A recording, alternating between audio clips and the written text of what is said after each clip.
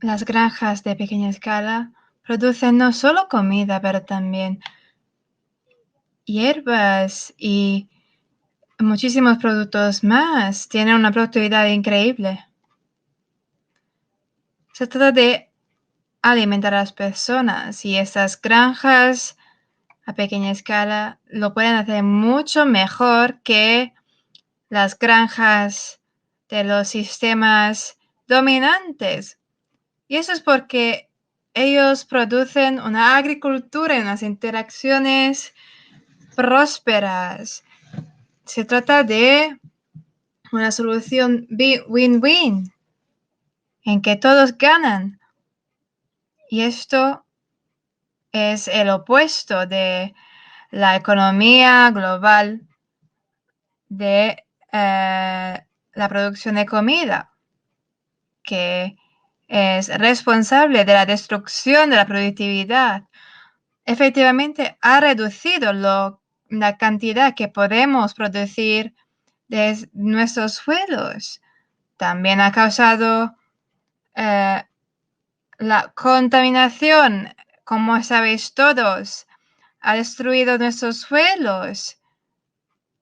Y se trata de un proceso que comenzó desde hace la Segunda Guerra Mundial, sobre todo. La mayoría de la gente ahora sabe lo que está ocurriendo y están aterrizados por ese sistema de producción. Y también sabemos que la pandemia que estamos viviendo es debido a la forma en que estamos tratando los animales. Los sistemas de silvicultura industrializadas también son muy concentradas y producen contaminación y destruye al ecosistema. Es un sistema que no funciona. La pesca industrial también tiene la misma visión de los monocultivos y una producción de larga escala con la idea de que es así que podemos producir más. Pero no es verdad. No es utilizando 30 jumbo jet que solo pueden sacar cosas del agua que de una forma muy mala para los animales, y lo mismo ocurre en nuestras granjas. Los supermercados. Esas cadenas forman parte del sistema, están conectadas a una presión sobre el campesino que tiene que ser forzado a producir monocultivos. Estamos hablando de tratar a la agricultura como fábricas, producir comida como si se trataran de bicicletas. Es algo completamente innatural y produce un desperdicio enorme. Y además, como sabemos, la experiencia del consumidor en los supermercados no es positiva. Ahora bien, todo este sistema es el que causa más de la mitad de las emisiones de CO2. Y creemos que es aún más que esto, pero ese es el resultado que nos dan las estadísticas. La pregunta es, ¿cómo pueden los gobiernos seguir apoyando este sistema de economía alimentaria global? Las consecuencias solo van a empeorar. ¿Cómo se puede pensar que podamos ampliar aún más estos estándares inaceptables y absurdos? Y todo esto es debido al sistema de economías y finanzas que tenemos en todo el mundo. Se trata de presionar a las personas a conformarse con ese modelo. En un casino financiero internacional. Así se crean miliardarios mientras los demás sufren más y más. Este juego de tratados de comercio libre tampoco ayudan. Durante los últimos 30 años, los tratados dan más poder a las corporaciones monopolizadoras y menos a los gobiernos. La promoción del comercio libre ha conllevado un aumento increíble de exportaciones y obviamente importaciones, como podemos ver aquí en ese diagrama. Desde hace la Segunda Guerra Mundial hasta 2000. Miren, también aquí se habla también del consumo de los combustibles fósiles. ¿Por qué estamos haciendo esto? ¿Por qué el movimiento medioambiental no habla de las consecuencias de las importaciones y exportaciones? ¿Por qué no hablamos del hecho de que Mongolia tiene millones de productores de leche y no se pueden encontrar productores locales en los mercados? ¿Y dónde los encontramos? En Alemania.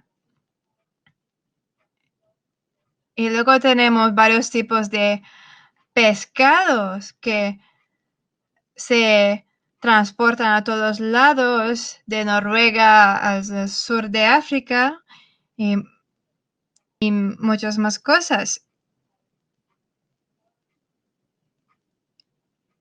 Pues cuando volví a Suecia, después de vivir en Bután y en otros lugares, pues en Suecia me di cuenta de que las papas se enviaban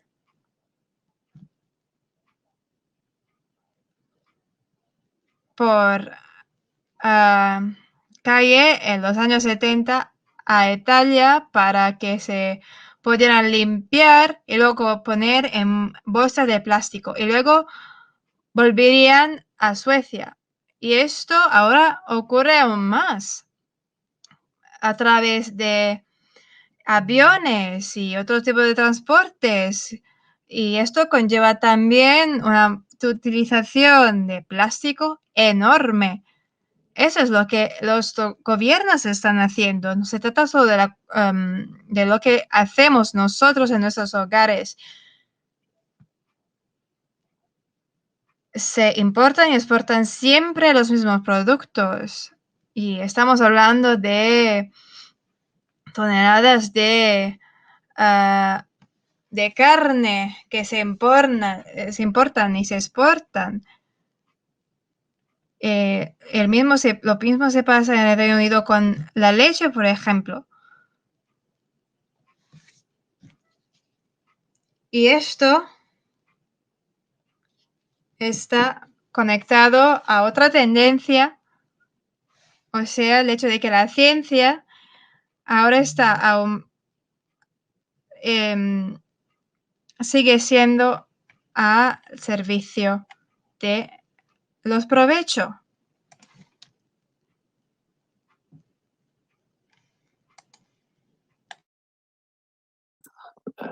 Desde 2008 y ahora está en el grupo ALPA y trabaja en proyectos de regeneración. Tengo muchas ganas de escucharle esta noche y por favor ustedes pueden ver las sesiones que él ha organizado.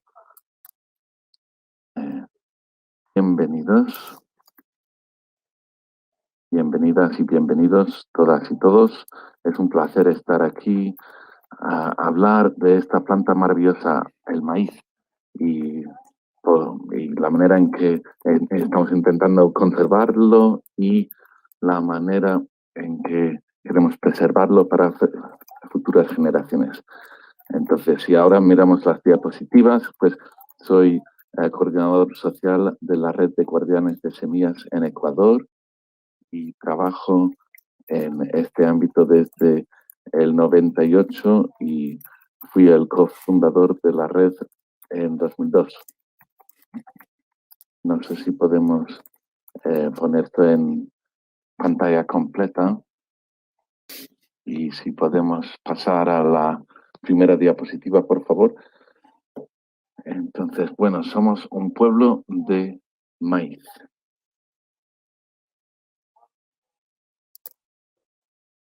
Somos personas de maíz, un pueblo de maíz. Esta imagen que ven aquí, en realidad es de un ritual de Perú y les encanta el maíz. Y a mí me encanta esto porque refleja lo que opinamos de esta planta. Está muy bien ver las caras en las plantas y sabemos que estos granos se convierten en semillas más adelante. Y bueno, el maíz, ¿por qué el maíz? Es nuestro cultivo más importante.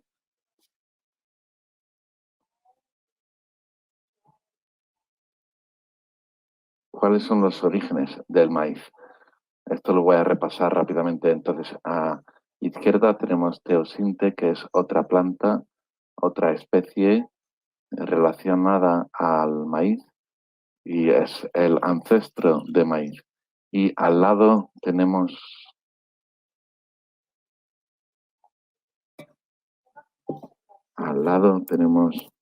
uno de los tipos de maíz más antiguos del mundo.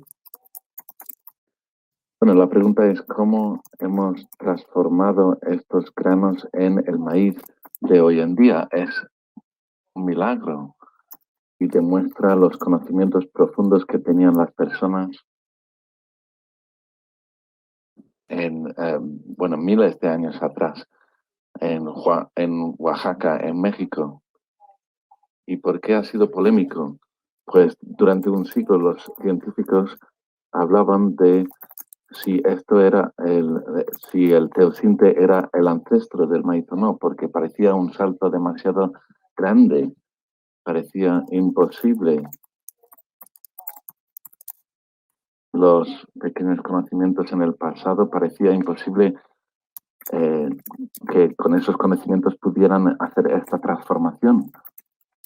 Y bueno, mucho maíz ha desaparecido desde aquel entonces, pero ahora la genética ha dado razón a las personas que dicen que el teosinte sí es el ancestro del maíz. Y teosinte en realidad quiere decir algo como madre o maíz en náhuatl, en la lengua de aquella época.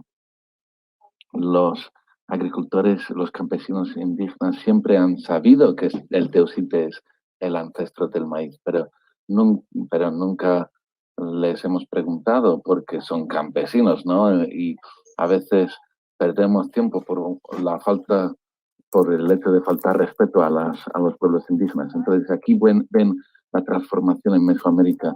Tenemos teosinte a la izquierda, luego tenemos el maíz de 4 hileras, y un nombre es el Protonal chapalote, y esto llegó a Sudamérica, pero no sabemos cómo, y llegó a los Andes, aquí en los Andes tropicales, en Ecuador, o más bien en la costa, estas hileras se duplicaron a un maíz de 8 hileras y han creado la variedad de maíz que ven en esta imagen ahora. ¿Y cómo lo hicieron? Pues básicamente aquí en Ecuador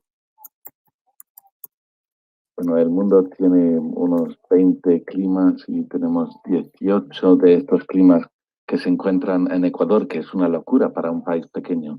Y tenemos centenares de valles y cada valle tiene un clima distinto. Puedes cambiar de clima solo caminando media hora, si subes o bajas la montaña. Entonces, las personas domesticaron el maíz, lo adaptaron a distintas condiciones climáticas y esto ha creado una cantidad ingente de variedades de maíz. Y algo parecido sucedió en los Andes centrales y no sabemos si el proceso empezó en los Andes centrales o si fue y luego lo llevaron a Bolivia, etcétera, o si fue al revés.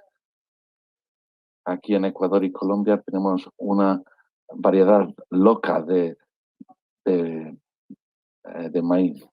Y luego estos maíces de los Andes pasaron a México y luego se creó la diversidad más amplia de maíz en el mundo, en México, y luego a Norteamérica, que tiene menos diversidad, pero que es interesante también. Y bueno, luego expandió en todas las Américas. Cuando los europeos llegaron, lo encontraron en Patagonia, en Chile, en Argentina, en distintas partes y a nivel del mar hasta 3.200 metros por encima del nivel del mar. Entonces es una variedad loca, es increíble cuántas variedades existen. Bueno, el maíz, ¿por qué es tan diverso? Porque tiene algo que se llama el gen que salta. Y esto quiere decir que una parte del material genética, el genoma en el ADN, salta a otro lugar, a otra parte de la genoma. Y esto provoca mutaciones, facilita mutaciones. Entonces el maíz está mutando todo el tiempo. Y no sé si ustedes conocen la endogamia, pero es muy interesante. Cuando nosotros vivimos en poblaciones, en pueblos cercanos, si nos casamos con personas cercanas, sufrimos algo que se llama la depresión genética por una falta de diversidad genética y esto puede crear muchos problemas para los seres humanos, principalmente que son débiles ante muchas enfermedades. Los sistemas los sistemas inmunitarios de las personas que sufren la endogamia son muy débiles. Y una manera de ver si existe endogamia en la población es que ves que los bebés nacen con más de 5 dedos, un sexto dedo o incluso un séptimo dedo. Y la endogamia era un problema enorme para las poblaciones. Tanto es así que en todo el mundo las madres, por instinto, sin saber por qué, una de las primeras cosas que hacen con un bebé que nace es que cuentan los dedos. Y cuando nació mi hijo, yo lo sabía, entonces enseguida conté los dedos y dije, qué bien, está, está bien, estamos en buena salud. Y una cosa interesante es que el maíz es exactamente como nosotros en ese sentido. Tiene que mezclarse con otro material genético todo el tiempo, constantemente. Y si no lo haces, ¿qué sucede? Pues como ven en la imagen, es un caso extremo. Son 3 maíces que están entremezclados. Lo que ven es muchas veces que tiene 2 puntas o 3 y eso es una señal de la endogamia. Entonces empiezas con una población de maíz y nunca la mezclas, pues necesitas por lo menos 300 plantas para tener buenas semillas para la próxima generación, pero aún así, si continúas plantando la misma población, esto sucederá. Y cuando sucede esto, pues aquí en la montaña sagrada, con las personas que viven aquí, pues lo que hacen es que hacen un juego. Dicen que es mala suerte si encuentras un maíz así y luego tienes que pasar la mala suerte a otra persona para evitar la mala suerte. Entonces intentas entregarle esto a otra persona. Cuando hacíamos la cosecha, una de las señoras encontró un maíz así y dijo, mira esto, toma, para ti. Y mi esposa dijo, ¿esto qué es? Y todo el mundo se reía y decían, tú eres la mishada, y eso es que eres, em, tienes una maldición. Y luego dije, ¿cómo puedo quitarme la maldición? Y dijeron que tienes que, la persona que te dio esto, tienes que permitirle su deseo. Y entonces dijo, pues, ¿cuál es tu deseo? Y la señora dijo, yo quiero una casa pequeña para mí. Entonces mi esposa fue a comprar una casa así pequeña y ahora ya no tiene la maldición. Pero bueno, esto me fascinó y yo sabía la razón genética de esto que estaba detrás. Y decía, esto es como un juego para recordar la importancia de esto. Entonces les dije, ¿esto qué quiere decir? Y me dijeron, esto significa que el maíz quiere viajar y otras personas dicen que el maíz quiere casarse. Entonces lo que haces es que tienes un saco de semillas y vas a otro valle, vas a otra persona que tiene una población de maíz distinta a la tuya. Tiene que ser muy parecido, pero un poco distinto de otro lugar. Entonces llevas ese saco de grano, de semillas y haces 5 hileras de tus semillas y, y luego otra hilera de la otra variedad. Y así, y tienes que repetir esto cada 5 años, si no tienes esta situación de endogamia. Bueno, el maíz se mezcla constantemente y tiene mucho vigor, tiene un vigor híbrido. Entonces, cuando mezclas poblaciones, estás creando una versión híbrida. Mezclas las poblaciones y creas una híbrida, un híbrido. Entonces, el maíz es un híbrido eterno. Las personas han intentado clasificar el maíz durante siglos y es imposible. Es de verdad imposible porque nada más identificar un tipo de maíz y luego vuelvas al campo para buscarlo y luego ya no existe porque ha mezclado con otras poblaciones. Entonces, con el maíz tienes líneas de descendencia y las personas están mezclando constantemente estas líneas.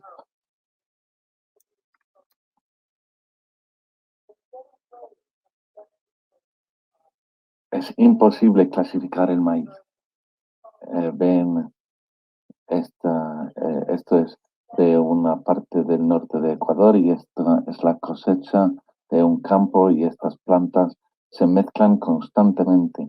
Y luego tenemos 3 de mi montaña sagrada, son variedades distintas según la persona y esta foto la sacamos en creo que 2004 o 2005 y el año después la primera variedad aquí arriba desapareció porque mezcló con otras variedades y ven los colores bonitos y esto es típico de maíz de esta zona, es pequeño pero el grano es circular y es denso y pesado y el maíz peruano suele ser más grande pero más lleno de aire. Entonces estas poblaciones están mezclándose constantemente y yo me di cuenta de lo que me decían los pueblos indígenas. Yo les pedía cuáles eran las variedades y me hablaban de los tipos de grano, etcétera, pero yo no sabía que iban mezclando siempre. No son, eh, no son fijas.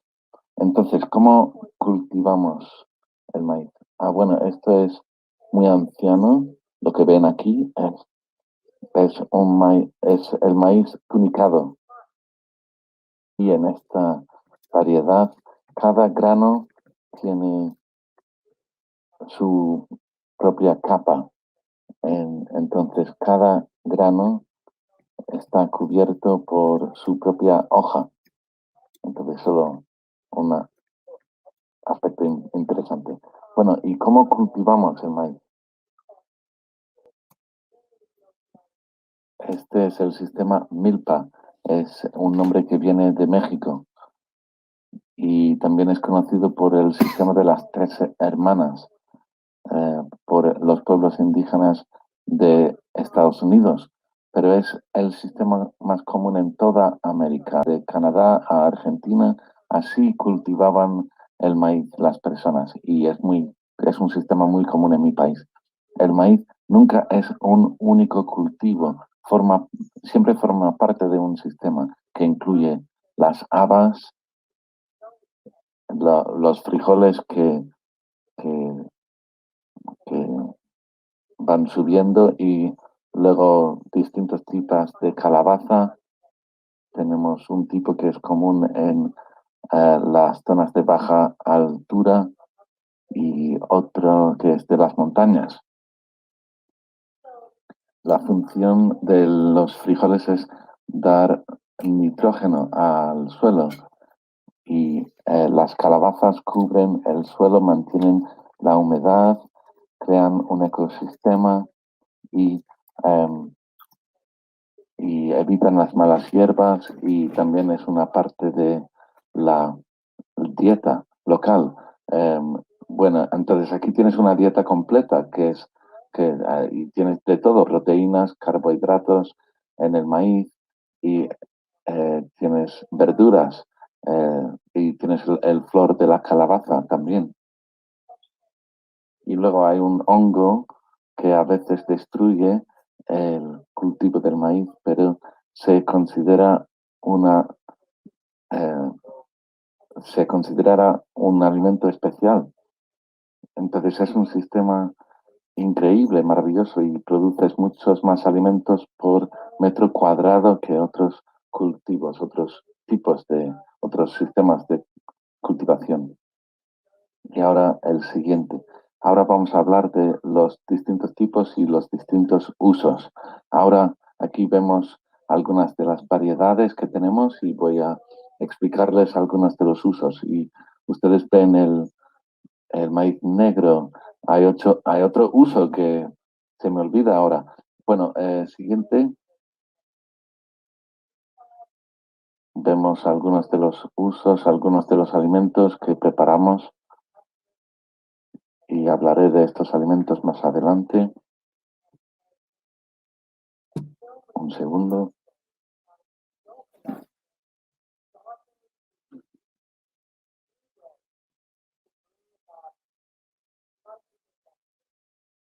Entonces tenemos distintos tipos de maíz y distintos usos. Uno de los más comunes es el grano blando, que crece únicamente en la sierra, 2.000 metros por encima del nivel del mar. Es una región templada, mm, no es la parte fría del país. La parte fría del país está a 4.000 metros. Este maíz es el más blando, tarda mucho más en crecer, unos 8 o 10 meses, y es el único que produce un grano blando y tiene la diversidad más amplia de nuestras variedades. La mayoría de estas variedades son de grano blando y los comemos después de 5 o 6 meses. Son blandos y estos los llamamos choclo y hacemos muchas cosas con el choclo. La cosa más sencilla es cocinarlo con agua y sal, un poco de mantequilla y queso y es delicioso. Eso es choclo con queso. Pero también puedes hacer un puré, puedes aplastar el choclo y lo puedes mezclar con cebolla o puedes hacer una versión con azúcar y el nombre de esto es maíz de pan. Y esto se fermentaba en el pasado y era muy popular en todas partes, en la sierra, sobre todo en la temporada correcta, y lo puedes añadir a sopas o puedes usarlo para rellenar empanadas.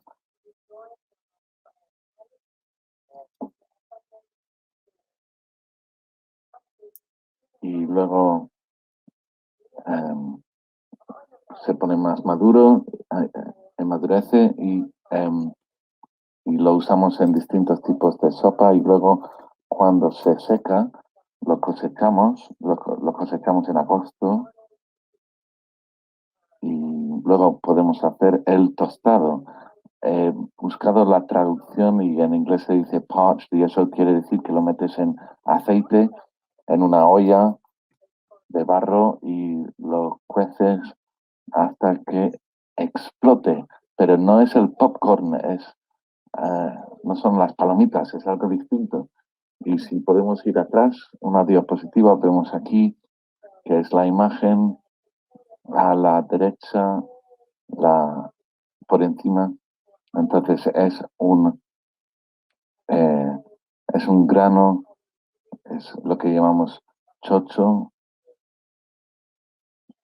y es un plato muy popular y es algo que se come en la calle mientras vas caminando y tiene carbohidratos, proteínas y está, está muy bien, muy nutritivo.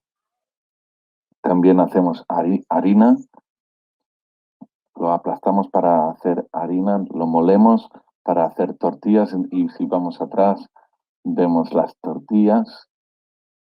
Entonces las tortillas están abajo a la izquierda, son tortillas sencillas hechas de harina de maíz y son deliciosas, créanme. Y luego el pan de maíz está a la derecha abajo y estos lo cocinamos en hojas de maíz y eso le da un sabor específico, un sabor especial y cuanto más oscuro, más sabroso.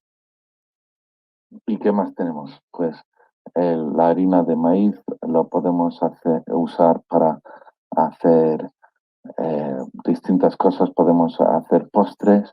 A la izquierda, por encima, ven estos boles, estos platos de barro y luego tenemos champús, que es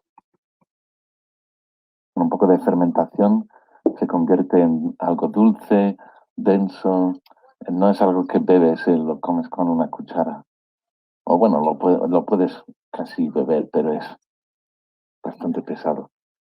Bueno, ahora volvamos a la lista y no tengo la imagen de chuchuca, que es hidratado, entonces es un tipo de maíz que se rompe y lo cocinas y luego lo secas y lo puedes tener años y años, se conserva durante años y luego lo puedes usar para las sopas, para eh, hacer que una sopa sea más densa. Y luego quizás la más importante, que es chicha, que es la cerveza de maíz. Asua es el nombre en quechua. Es un nombre común eh, en distintas partes de las Américas. ¿Qué es la chicha? Pues es un tipo de cerveza, es muy espeso y lo puedes crear con varias técnicas. Me gusta la técnica de Jora, por ejemplo. Entonces, en primer lugar, lo metes en agua y luego empieza a crecer en la oscuridad y empieza a brotar, salen unos brotes pequeños y luego lo cocinas, lo aplastas y luego lo dejas para que fermente en platos de barro y luego puedes añadir hierbas aromáticas, puedes darle distintos sabores y es delicioso. Yo lo prefiero que la cerveza comercial. Este tipo de cerveza es mucho mejor y hay otro método que ahora está prohibido. Las mujeres lo hacían con la boca y luego escupían. La mayor parte era aplastado, pero luego una parte tenían que lo hacían en la boca y luego escupían en un plato y luego eso comenzaba a fermentar.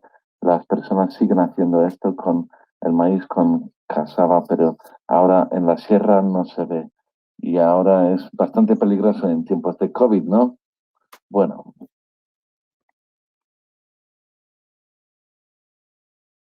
y bueno, son muchas cosas que se hacen con maíz blando, pero luego tenemos el maíz semi blando que es común en las zonas de baja altura y lo puedes cocinar, puedes hacer todo tipo de tortillas con esto, está muy bien.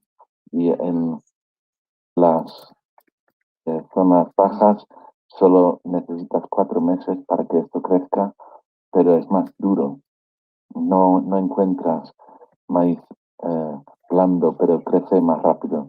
Y luego tenemos chungli, que es un maíz de la sierra, y la única cosa que hacemos es eh, cocinarlo en el horno y ves la diferencia con el maíz blando, es otra variedad y nos da un maíz muy blando. Y luego tenemos otra cosa que es muy importante, que es monte. Se llama mixtamal en México, quizás lo conocen. En Perú creo que se llama muti. Y con el mote, pues la cosa interesante es que el maíz es menos nutritivo que el arroz o, y eso porque tiene aminoácido, un aminoácido esencial que está cerrado dentro y nuestros cuerpos no pueden absorber esto. Entonces, si tienes esto como tu ingrediente principal en tu dieta, existe un problema, eh, una enfermedad, y esto se ve mucho en África, en las partes, en las zonas en las que em, las personas basan sus dietas en el maíz. Entonces, el mote que es que cocinas el maíz durante mucho tiempo con cenizas, durante toda la noche. Entonces, lo cueces eh, con cenizas y este método libera el aminoácido para que esté disponible para la nutrición humana. Esto es muy importante. En México, todas las tortillas que tenemos en México son básicamente con este método, con el mote. Y aquí hacemos el proceso de esta manera. Lo cocinamos con las cenizas y luego lo limpiamos en agua, entonces en un río, en una cesta y luego lo sacas y ahora está más frío em, y luego se quita la capa exterior.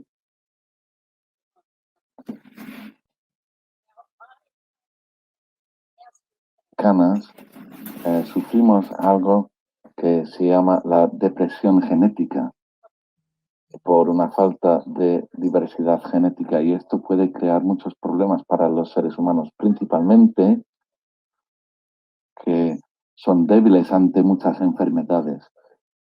Los sistemas, los sistemas inmunitarios de las personas que sufren la endogamia son muy débiles y una manera de ver si existe endogamia en la población es que ves que los bebés nacen con más de 5 dedos, un sexto dedo o incluso un séptimo dedo. Y la endogamia era un problema enorme para las poblaciones. Tanto es así que en todo el mundo las madres, por instinto, sin saber por qué, una de las primeras cosas que hacen con un bebé que nace es que cuentan los dedos. Y cuando nació mi hijo, yo lo sabía, entonces enseguida conté los dedos y dije, qué bien, está, está bien, estamos en buena salud. Y una cosa interesante es que el maíz es exactamente como nosotros en ese sentido. Tiene que mezclarse con otro material genético todo el tiempo, constantemente. Y si no lo haces, ¿qué sucede? Pues como ven en la imagen, es un caso extremo. Son tres maíces que están entremezclados. Lo que ven es muchas veces que tiene dos puntas o tres, y eso es una señal de la endogamia. Entonces empiezas con una población de maíz y nunca la mezclas, pues necesitas por lo menos 300 plantas para tener buenas semillas para la próxima generación, pero aún así, si continúas plantando la misma población, esto sucederá. Y cuando sucede esto, pues aquí en la montaña sagrada, con las personas que viven aquí, pues lo que hacen es que hacen un juego. Dicen que es mala suerte si encuentras un maíz así y luego tienes que pasar la mala suerte a otra persona para evitar la mala suerte. Entonces intentas entregarle esto a otra persona. Cuando hacíamos la cosecha, una de las señoras encontró un maíz así y dijo, mira esto, toma, para ti. Y mi esposa dijo, ¿esto qué es? Y todo el mundo se reía y decían, tú eres la mishada, y eso es que eres, em, tienes una maldición. Y luego dije, ¿cómo puedo quitarme la maldición? Y dijeron que tienes que, la persona que te dio esto, tienes que permitirle su deseo. Y entonces dijo, pues, ¿cuál es tu deseo? Y la señora dijo, yo quiero una casa pequeña para mí.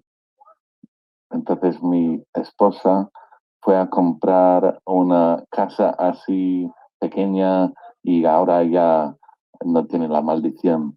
Pero bueno, esto me fascinó y yo sabía la razón genética de esto que estaba detrás. Y decía, esto es como un juego para recordar la importancia de esto. Entonces les dije, ¿esto qué quiere decir? Y me dijeron, esto significa que el maíz quiere viajar. Y otras personas dicen que el maíz quiere casarse. Entonces lo que haces es que tienes un saco de semillas y vas a otro valle, vas a otra persona que tiene una población de maíz distinta a la tuya. Tiene que ser muy parecido, pero un poco distinto de otro lugar. Entonces llevas ese saco de grano, de semillas, y haces 5 hileras de tus semillas y, y luego otra hilera de la otra variedad. Y así, y tienes que repetir esto cada 5 años, si no tienes esta situación de endogamia.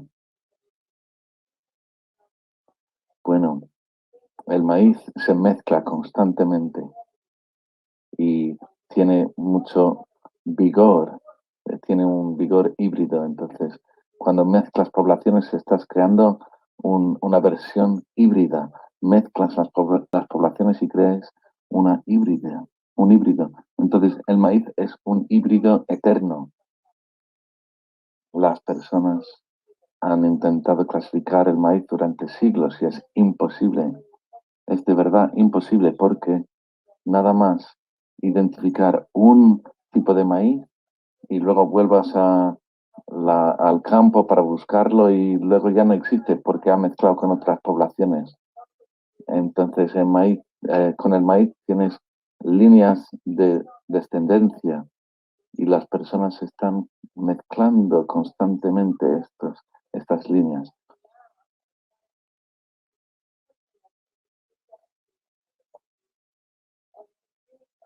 Es imposible clasificar el maíz. Ven, esto es de una parte del norte de Ecuador y esta es la cosecha de un campo y estas plantas se mezclan constantemente. Y luego tenemos tres de mi montaña sagrada, son variedades distintas según la persona y esta foto la sacamos en creo que 2004 o 2005 y el año después la primera variedad aquí arriba desapareció porque mezcló con otras variedades y ven los colores bonitos y esto es típico de maíz de esta zona, es pequeño pero el grano es circular y es denso y pesado y el maíz peruano suele ser más grande pero más lleno de aire. Entonces estas poblaciones están mezclándose constantemente y yo me di cuenta de lo que me decían los pueblos indígenas. Y yo les pedía cuáles eran las variedades y me hablaban de los tipos de grano, etcétera, pero yo no sabía que iban mezclando siempre. No son, eh, no son fijas. Entonces, ¿cómo cultivamos el maíz? Ah, bueno, esto es muy anciano. Lo que ven aquí es es el maíz tunicado. Y en esta variedad, cada grano tiene su propia capa. Entonces, cada grano está cubierto por su propia hoja. Entonces, solo un aspecto interesante. Bueno, ¿y cómo cultivamos el maíz? Este es el sistema Milpa. Es un nombre que viene de México y también es conocido por el sistema de las tres hermanas. Por los pueblos indígenas de Estados Unidos, pero es el sistema más común en toda América, de Canadá a Argentina, así cultivaban el maíz las personas y es un sistema muy común en mi país. El maíz nunca es un único cultivo, siempre forma parte de un sistema que incluye las habas, los frijoles que que van subiendo y luego distintos tipos de calabaza. Tenemos un tipo que es común en las zonas de baja altura y otro que es de las montañas. La función de los frijoles es dar nitrógeno al suelo y las calabazas cubren el suelo, mantienen la humedad, crean un ecosistema y em, y evitan las malas hierbas y también es una parte de la dieta local. Bueno, entonces aquí tienes una dieta completa que es que y tienes de todo, proteínas, carbohidratos en el maíz y tienes verduras y tienes el flor de la calabaza también. Y luego hay un hongo que a veces destruye el cultivo del maíz, pero se considera una eh, se considera un alimento especial. Entonces es un sistema increíble, maravilloso y produces muchos más alimentos por metro cuadrado que otros cultivos, otros tipos de otros sistemas de cultivación. Y ahora el siguiente. Ahora vamos a hablar de los distintos tipos y los distintos usos. Ahora aquí vemos algunas de las variedades que tenemos y voy a explicarles algunos de los usos. Y ustedes ven el maíz negro. Hay otro uso que se me olvida ahora. Bueno, siguiente.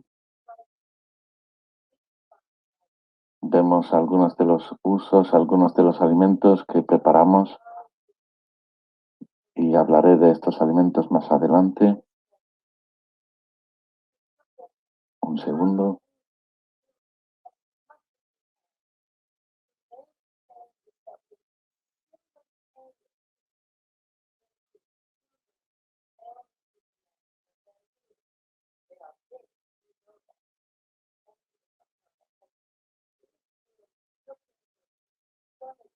Entonces tenemos distintos tipos de maíz y distintos usos. Uno de los más comunes es el grano blando, que crece únicamente en la sierra, 2.000 metros por encima del nivel del mar. Es una región templada, no es la parte fría del país. La parte fría del país está a 4.000 metros. Este maíz es el más blando, tarda mucho más en crecer, unos 8 o 10 meses, y es el único que produce un grano blando y tiene la diversidad más amplia de nuestras variedades. La mayoría de estas variedades son de grano blando y los comemos después de 5 o 6 meses. Son blandos y estos lo llamamos choclo y hacemos muchas cosas con el choclo. La cosa más sencilla es cocinarlo con agua y sal, o un poco de mantequilla y queso, y es delicioso. Eso es choclo con queso. Pero también puedes hacer un puré, puedes aplastar el choclo y lo puedes mezclar con cebolla, o puedes hacer una versión con azúcar y el nombre de esto es maíz de pan.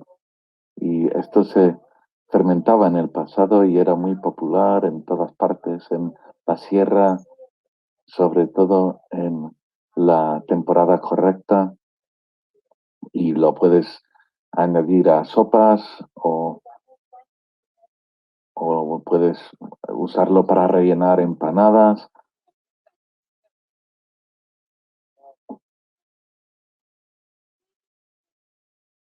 Y luego se pone más maduro, amadurece y lo usamos en distintos tipos de sopa, y luego cuando se seca lo cosechamos en agosto, y luego podemos hacer el tostado. He buscado la traducción y en inglés se dice parched, y eso quiere decir que lo metes en aceite en una olla de barro y lo cueces hasta que explote. Pero no es el popcorn, no son las palomitas, es algo distinto. Y si podemos ir atrás, una diapositiva, vemos aquí que es la imagen a la derecha, por encima. Entonces eh, es un grano, es lo que llamamos chocho, y es un plato muy popular. Y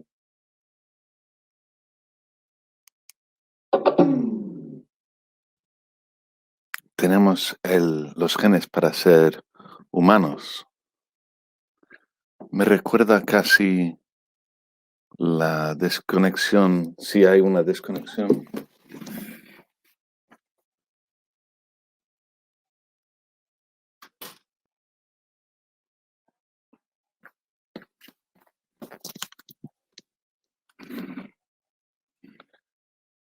Y esto lo tienes cuando tienes una conexión entre las personas.